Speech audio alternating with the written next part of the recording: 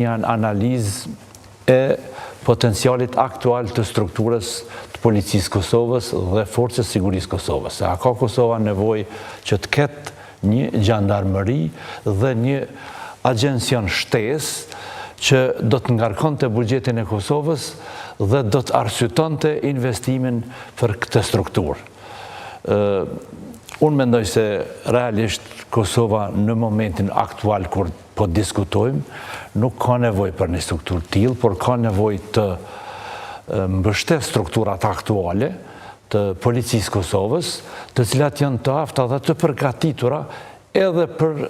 përballimin e situatave të tilla siç ka dëshmu rasti i Banjskës. Pra,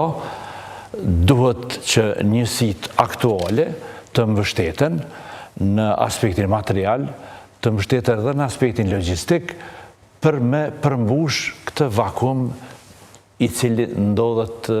aktualisht në infrastrukturën e përgjithësisë të sektorit sigurisë. Sido që tjetë, sa kohë mund të marrë krijimi i një gjandarmërie të tillë?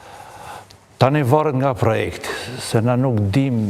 ende nuk kemi një projekt, nuk kemi një diskutim rreth kësaj teme,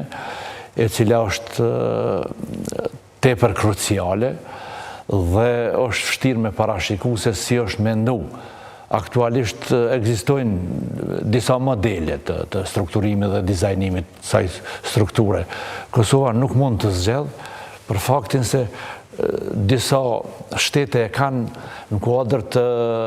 të Ministrisë të Mbrojtjes. Kosova nuk ka mundësi për faktin se forca ushtria Kosovës është e limituar në aspektin operativ për të operuar në komunat e veriut dhe në këtë drejtim aktualisht e vetmja mundësi legale që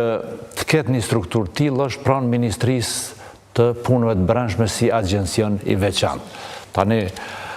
përpos policisë, ky do të jetë një agjencion i veçantë që do të krijohet se ka dhe agjencionin e emergjencave, do të në kuadër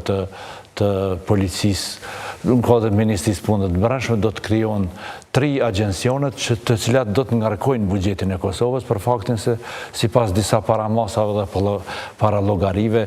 kjo do të kushton si projekt minimalisht rreth 60 milion euro për të investu për të operacionalizu dhe funksionalizu këtë strukturë. Ne e dim që FSK-ja ka marrë mandatin e saj ushtarak në dhjetor të 2018, mirë po pavarësisht kësaj, ajo nuk ka të drejtë të shkojë në veri pa marrë një leje të KFOR-it. A mendoni se mos lejimi i FSK-s që të shkojë në veri ka bërë që të krijohet kjo gjandarmëri, se siç tha Kurti është një përzierje mes policisë dhe ushtrisë. A mendoni ju se kjo është arsyeja pse po krijohet gjandarmëria që në mënyrë që